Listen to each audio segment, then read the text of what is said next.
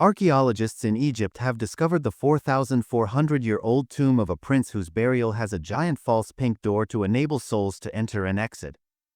The tomb belongs to Prince Userfer, also spelled Wasirifri, the son of King Userkaf, also spelled Serkaf, a pharaoh who reigned around 2465 to 2458 BC, during Egypt's 5th dynasty, circa 2465 to 2323 BC.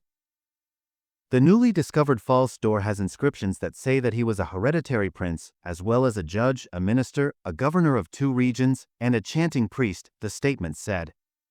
Previous to this discovery, we didn't even know he existed, Ronald Leprechaun, professor emeritus of Egyptology at the University of Toronto who was not involved with the excavation, told Live Science in an email. Leprechaun noted that the prince's name may have meant Re is powerful. Re, also spelled Ra, was a sun god in ancient Egypt. The giant false door, which is made of pink granite, is about 14.8 feet, 4.5 meters, high and 3.8 feet, 1.2 meters wide, the Egyptian Ministry of Tourism and Antiquities said in a statement. In ancient Egypt, false doors are commonly seen in tombs, as the Egyptians believed that the souls of the deceased could enter and exit through them, according to the Metropolitan Museum of Art in New York City. The door's immense size and construction from pink granite is remarkable, experts said. This is the first time that a false door like this was found in Saqqara. Zahi Hawass, a former antiquities minister who is leading excavations at the tomb, told Live Science in an email. The man's status as a prince with important titles explains why a false door like this was built for him, Hawass said.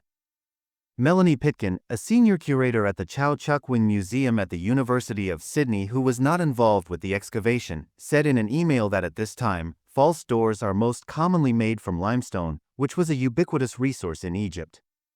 Since pink and red granite was quarried and transported from Aswan about 400 miles or 644 kilometers south, it was more expensive and reserved for royalty and the high elite. A red granite offering table was found near the false door. Leprechaun noted that in ancient Egypt, people sometimes left food offerings on offering tables and believed that the deceased could magically eat the offerings deposited on the so-called offering table in front of it. In reality, it was the funerary priests and their families that actually ate the food, he noted. The tomb appears to have been reused at some point during the 26th dynasty, circa 688 to 525 BC. At this time, a statue depicting King Djoser reigned circa 2630 to 2611 BC along with his wife and children was placed within it, the statement said.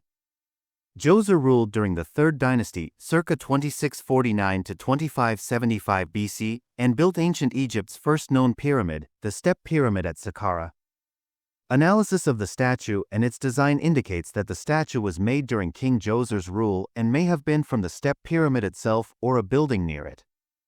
Why it was moved into the tomb at that time is unclear, the statement said. The statue shows a seated Djoser putting his right hand with love on one of his daughters, while his queen is to his left and is also putting her hand on one of her daughters, Hawass said. In front of them is a black granite statue that also dates to the 3rd dynasty, Hawass said.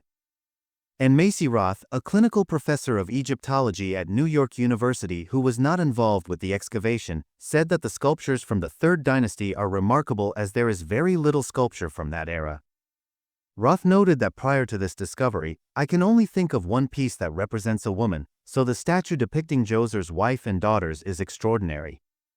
Excavations are ongoing and the prince's burial chamber has not yet been found.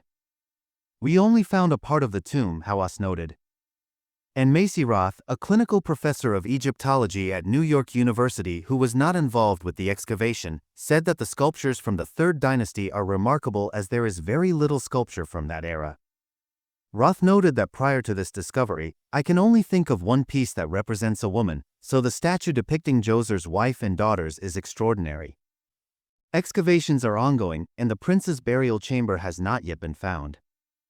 We only found a part of the tomb, Hawass noted.